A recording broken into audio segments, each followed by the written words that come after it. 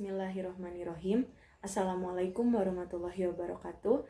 Perkenalkan, nama saya Indah Nurfitriani, NIM 11830300032 dari jurusan Hukum Tata Negara Siasa semester 5 kelas A untuk mata kuliah Sosiologi Politik Hukum yang diampu oleh dosen Bapak Dr. Beni Ahmad Sayebani MSI.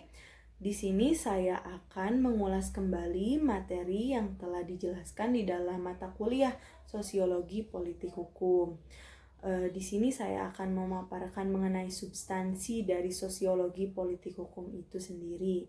Sosiologi, seperti yang kita tahu bahwa sosiologi ini merupakan ilmu sosial, yakni ilmu yang membahas mengenai perilaku manusia dan perilaku manusia tersebut di dalam keadaan sosial di masyarakatnya. Jadi sosiologi politik hukum di sini yakni sosiologi yang dilihat dari kacamata politik hukum, yakni seperti apa? Di sini saya akan memaparkan substansinya. Substansi dari sosiologi politik hukum yakni di mana hukum-hukum yang timbul baik itu dari ketentuan perundang-undangan atau hukum sebagai sumber atau sebagai dasar dari rujukan perilaku manusianya atau sebagai ketetapan, sebagai norma, sebagai lembaga peradilan yang ada, secara politis hal itu lahir berdasarkan pertimbangan politik tertentu, di mana lahirnya suatu hukum ini dilihat dari faktor sosiologis, di mana seperti yang kita tahu bahwa keadaan sosial di masyarakat ini tentunya memiliki suatu aturan-aturan, yakni aturan tersebut ada diatur melalui aturan tertulis ataupun tidak tertulis seperti norma-norma sosial di masyarakat. Nah, di sini di dalam hukum tentunya lebih menekankan kepada aturan tertulis. Oleh sebab itu, suatu perilaku manusia tersebut tentunya akan dilihat melalui kacamata hukum seperti apa. Oleh sebab itu, dari kacamata hukum tersebut dibuatlah suatu aturan-aturan atau regulasi-regulasi yang dibuat oleh para penguasa atau lembaga yang berwenang seperti pemerintah. Nah, sosiologi politik hukum ini lebih menekankan kepada keadaan suatu perilaku manusia di dalam bermasyarakat itu seperti apa. Karena tentunya hubungan hukum dan sosial ini sangat berkaitan erat. Karena seperti yang kita tahu bahwa suatu hukum ini lahir dari keadaan sosial masyarakatnya. Oleh sebab itu hal itu menjadi yang paling mempengaruhi. Adapun pengaruh-pengaruhnya yakni dari pengaruh struktur sosialnya, dari pengaruh di masyarakatnya itu seperti apa, dari pengaruh keadaan industri yang ada di masyarakatnya itu seperti apa, ataupun dalam konteks wilayah yang ada di perdesaan, di perkotaan, ataupun dari situasi mata pencaharian masyarakatnya, ataupun dari situasi pendidikan yang ada di masyarakat itu seperti apa, ataupun dari situasi tindakan dan perilaku kriminal yang terjadi di masyarakat, ataupun situasi-situasi sosial lainnya yang menyebabkan hukum tersebut menjadi suatu aturan yang dibuat agar kehidupan berbangsa dan bernegara yang dilakukan oleh masyarakat ini memiliki batasan-batasan sehingga tidak akan keluar dari jalur-jalur atau keluar dari kaidah-kaidah norma yang ada. Seperti yang kita tahu bahwa hukum pun ada yang tidak tertulis, yakni yaitu norma-norma yang ada di masyarakat, terutama norma agama dan norma adat ini sangat mempengaruhi kehidupan masyarakat itu sendiri. Tentunya sebelum ada hukum tertulis ini, manusia memegang sekali mengenai norma-norma itu sendiri, di mana norma adat dan norma agama ini menjadi dasar dan landasan yang dipegang oleh manusia pada kala itu. Oleh sebab itu, hukum dan keadaan sosial ini memiliki hubungan yang begitu erat. Oleh sebab itu dari hal tersebut timbullah suatu kehendak dari para lembaga yang berwenang untuk membuat aturan atau pemerintah untuk membuat suatu peraturan agar peraturan tersebut dapat menciptakan suatu kehidupan bernegara yang aman tentunya. Bisa kita lihat dari fenomena-fenomena yang ada sekarang, contohnya yaitu fenomena mengenai adanya penciptaan atau adanya regulasi yang diciptakan oleh pemerintah seperti RUU Omnibus Law atau RUU Cipta Kerja. Seperti yang kita tahu bahwa RUU tersebut memiliki berbagai polemik di kalangan masyarakat atas pro dan kontranya tersebut.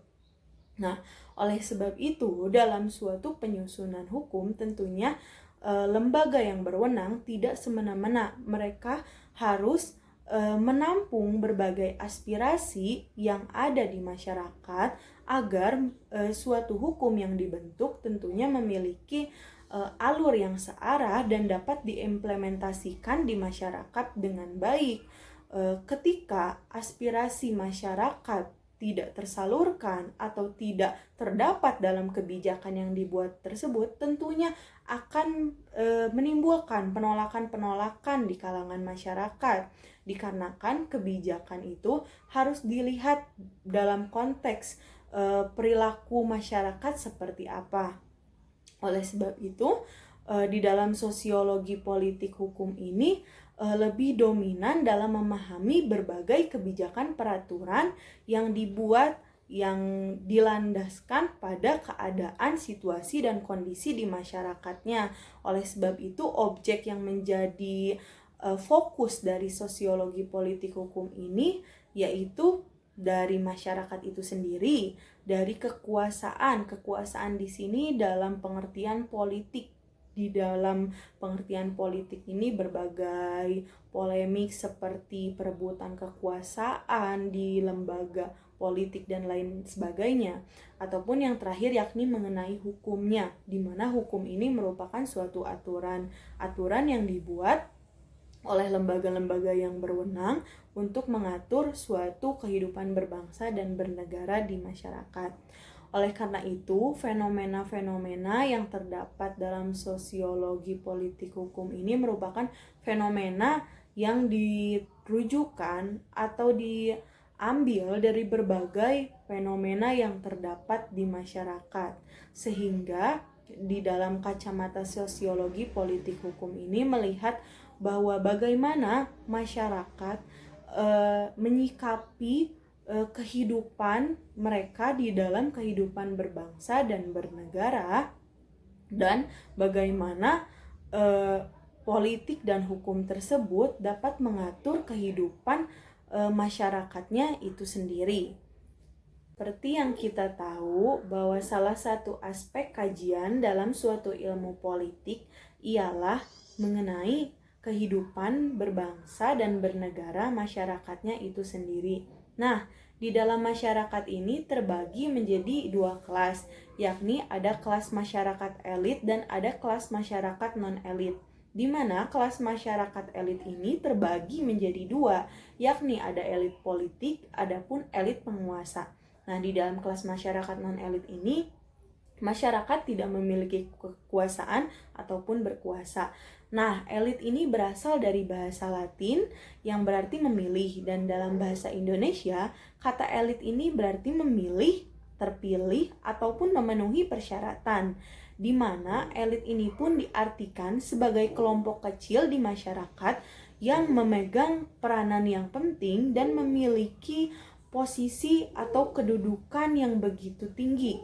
Memang jumlah di dalam elit politik ini tidak begitu banyak, hanya sekelompok kecil saja, akan tetapi memiliki pengaruh dalam berbagai aspek, seperti dalam aspek ekonomi, sosial, budaya, ataupun yang lainnya, di mana elit politik ini memegang peranan yang begitu kuat dan sangat penting. Jadi bisa saja hanya satu atau dua orang yang memiliki kedudukan sebagai elit politik ini.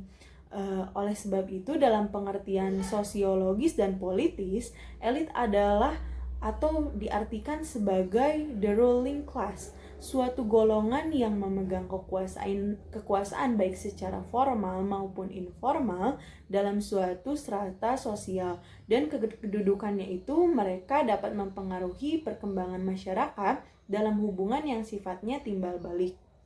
Karena elit politik ini merupakan suatu orang-orang, sekumpulan orang-orang yang memiliki pengaruh, seperti yang kita tahu bahwa elit politik ini selalu dicanangkan kepada orang-orang yang berada di pemerintahan seperti presiden, lembaga DPR, MPR, dan lain sebagainya. Oleh sebab itu, mereka ini mempunyai peranan yang penting di dalam negara, sebab negara dapat berjalan, negara dapat mengikuti alurnya digerakkan oleh lembaga-lembaga tersebut. Oleh sebab itu, kalangan elit politik ini memiliki kedudukan di mana kedudukan tersebut mampu mengontrol masyarakat agar masyarakat dapat tunduk. Tunduk di sini dalam arti kepada aturan-aturan regulasi yang dibuat oleh elit politik tersebut.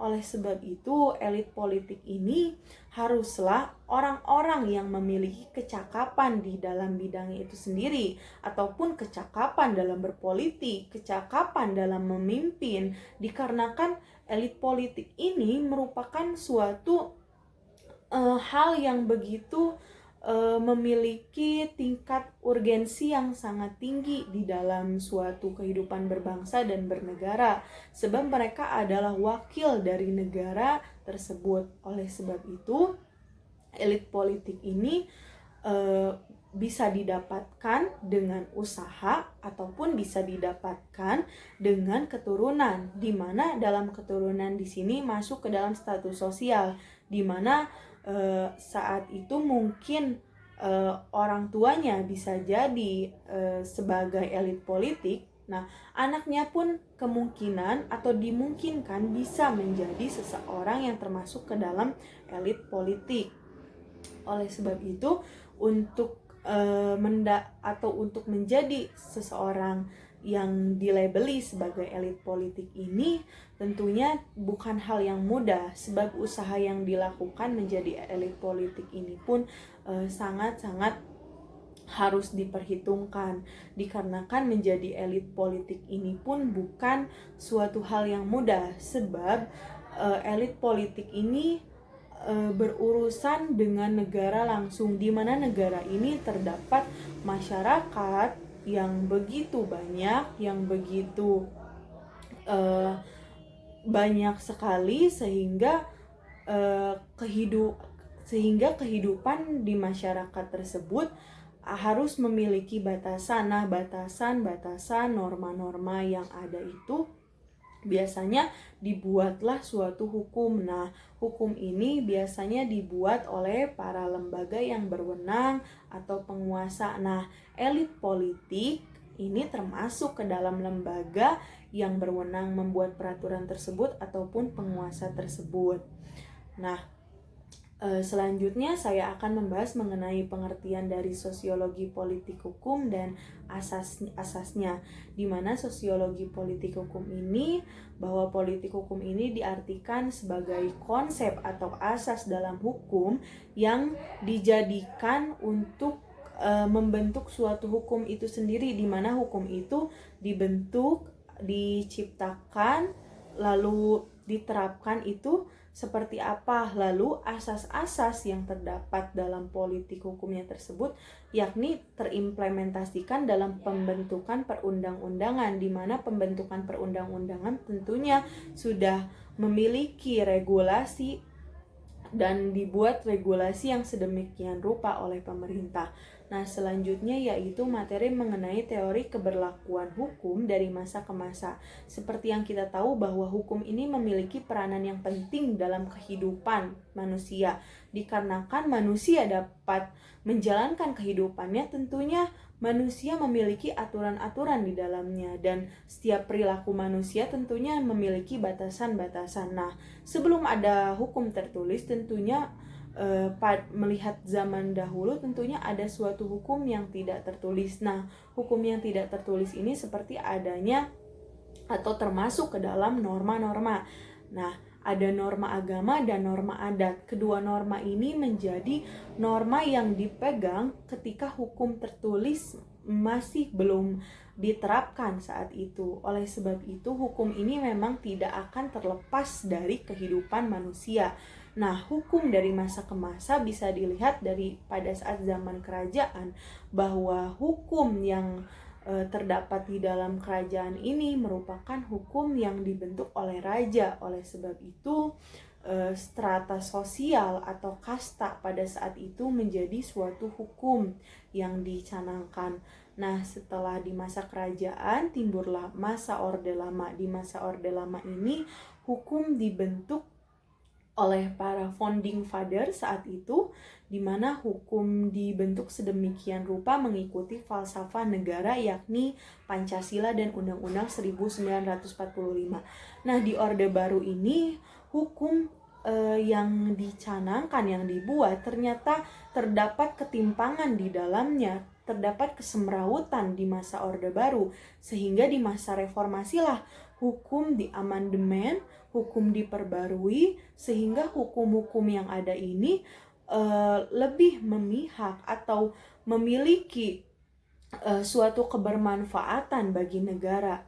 Nah, selain dari materi teori keberlakuan hukum, ada pun materi mengenai hukum di Indonesia atau hukum nasional Indonesia dilihat dari kacamata sosiologi politik hukum ini, bahwa hukum di Indonesia ini tentunya berpandangan pada atau berkiblat pada hukum positif dari hukum Belanda itu sendiri.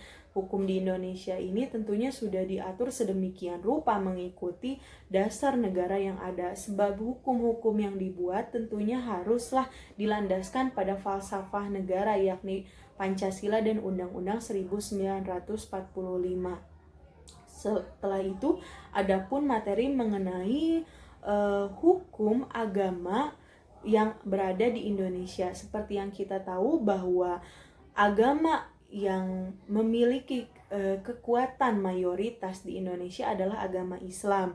Oleh sebab itu, agama Islam dengan berbagai aturannya, karena agama Islam pun di dalamnya memiliki hukum, di mana hukum-hukum tersebut mengatur sebuah perilaku manusia, mengatur kehidupan berbangsa dan bernegara pada manusia. Akan tetapi jika diterapkan dalam hukum Indonesia, tentunya tidak akan memiliki kesinambungan atau tidak bisa searah, sebab dasar negara kita ini didasarkan oleh negara yang berlandaskan Pancasila. Dan materi yang dapat saya sampaikan di dalam mengulas materi yang terdapat dalam mata kuliah Sosiologi Politik Hukum ini, mohon maaf apabila ada kesalahan dalam pengucapan ataupun apabila ada kesalahan dalam penguraian materi yang saya bawakan. Terima kasih. Wassalamualaikum warahmatullahi wabarakatuh.